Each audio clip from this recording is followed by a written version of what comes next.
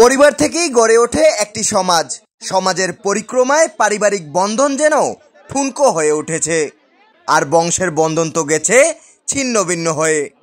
নানা কোন্দল আর সহিংসতার ঘটনাও হালের পরিবারগুলোতে কম নেই। তারপরেও সমাজে এখনো কিছু কিছু কর্মকাণ্ড সত্যি আশার আলো যোগায়, শেখায় অনেক কিছু।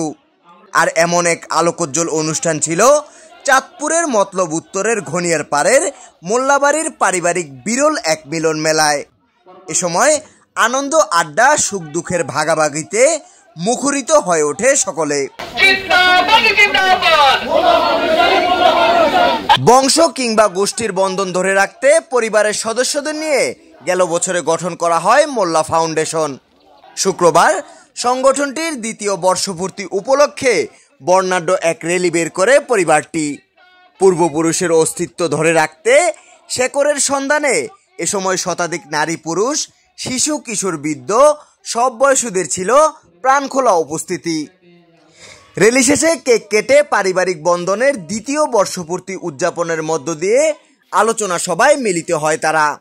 অনুষ্ঠানে সভাপতিত্ব করেন মোল্লা পরিবারের কীর্তিমান মানুষ, ঢাকা দক্ষিণ সিটি কর্পোরেশনের প্রধান হিসাব রক্ষণ কর্মকর্তা আলী মনসুর শাহিন।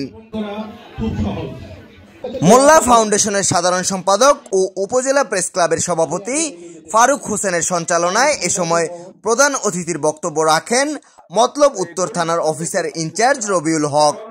বক্তব্যে পারিবারিক এই বন্ধনকে বিরল আখ্যা দিয়ে অভিভূত হয়ে নিজেদের ভূঁইয়া পরিবারকে এভাবে সংগঠিত করার পরিকল্পনা জানান ওসি। তিনি জানান, সমাজের অসহিংস মানসিকতার মানুষের পরিবার ও গ্রামভিত্তিক সমাজের কাছে এটি একটি উদাহরণ হয়ে থাকবে। আমি নিজেই অনুকরণ করব আপনাদের এই ফাউন্ডেশনকে। আমার এলাকায় এই ধরনের একটা ফাউন্ডেশন করার চেষ্টা করব। বাংলাদেশের প্রত্যেকটা এলাকায় যদি প্রত্যেকটা এভাবে পরিবার একত্রিত হয়ে তাদের নিজেদের ভাগ্য উন্নয়নে কাজ করে, তাহলে আর্থসামাজিক উন্নয়ন হবে। আমাদের দেশে যে টাকা পয়সার জন্য লেখাপড়া করতে পারতেছে না বা গরিব বলতে কেউ কিছু থাকবে না, সবাই উন্নত শিখরে উঠবে।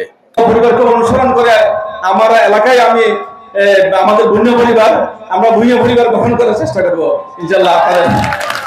এ সময় আরো বক্তব্য রাখেন উপজেলা প্রেস ক্লাবের সাবেক সাধারণ সম্পাদক গোলাম নবী খোকন, ফাউন্ডেশনের প্রধান উপদেষ্টা হাজী রশিদ মোল্লা, সিনিয়র সহসভাপতি রফিক মোল্লা, সাংগঠনিক সম্পাদক মনির মোল্লা, সহ সাংগঠনিক সম্পাদক নুরনবী মোল্লা, রহিম উদ্দিন মোল্লা, জাহাঙ্গীর মোল্লা, নাসির মোল্লা, ইমন মোল্লা সহ অনেকেই।